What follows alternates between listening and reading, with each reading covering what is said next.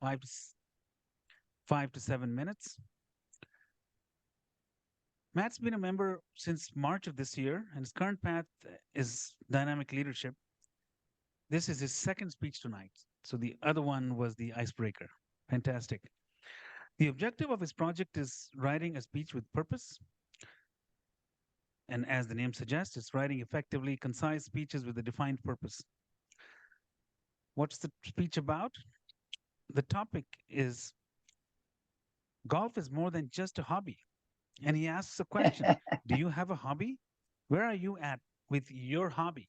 So he's going to be talking about hobbies. And guess what his hobby is? Again, go back to the speech title: Matt Musgrove, golf is more than just a hobby. Matt Musgrove, please.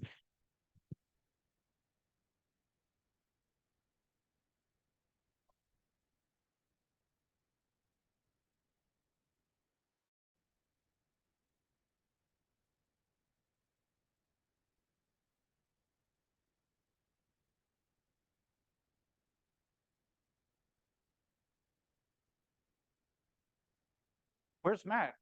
He said he would be here. Well, he better get here pretty quick because we're teeing off in like 2 minutes. Oh, sorry guys, I got here late. Let me just get ready really quick here. I'm sorry. I had just had a bunch of stuff to do and I couldn't get here on time. All right. Well, okay, I'm making my club and where's my balls? Oh God darn it. Okay, there we go.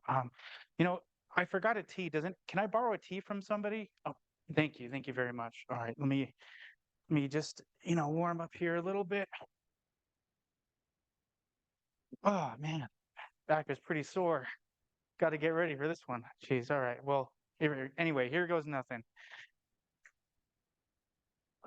Oh God, that looks awful. Is that out of bounds?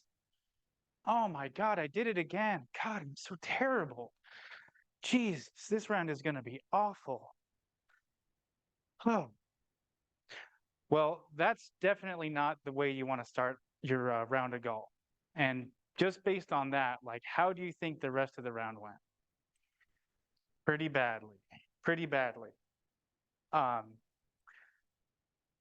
so golf is a difficult game, and I can make it a hell of a lot more difficult on myself just by the way that I prepare, the way I think about it, the way that I look at things.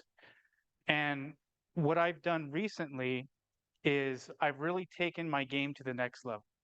And for me, golf was always a hobby. It was something that I just enjoyed doing. It was a way to hang out with my friends, have a good time, and just kind of relax and just get out in the middle of nature and get a little bit of exercise.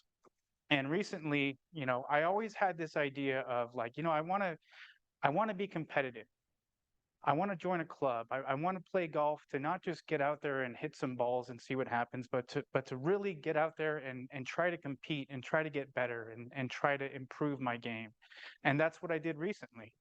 The first thing that I did was I signed up for a golf instructor. And the second thing I did was I joined a men's club. And those were things that were really difficult for me because I just thought, I'm just not really any good. Like this is as good as it gets. And I'm not somebody that joins clubs. Like they're not going to let me join. Like why would they let me join? I'm just this guy, right? Um, but doing that, it really led me to find some new things, to figure some new things out about myself. And I learned a lot of skills in doing this. And a lot of these skills helped me not just with my game, but I could see how these skills are so important in life in general. For me, golf is not just a game, but it's also a discipline in life. It's a discipline for life. The definition of discipline is a training that corrects, molds, or perfects the moral character. Golf has helped me in a lot of different ways, but in three specific ways that I definitely need work on, not just in my game, but in my life in general. And that's intentionality, mindfulness, and intuition. So the first one is intentionality, and that's an attitude of purposefulness with a commitment to deliberate action.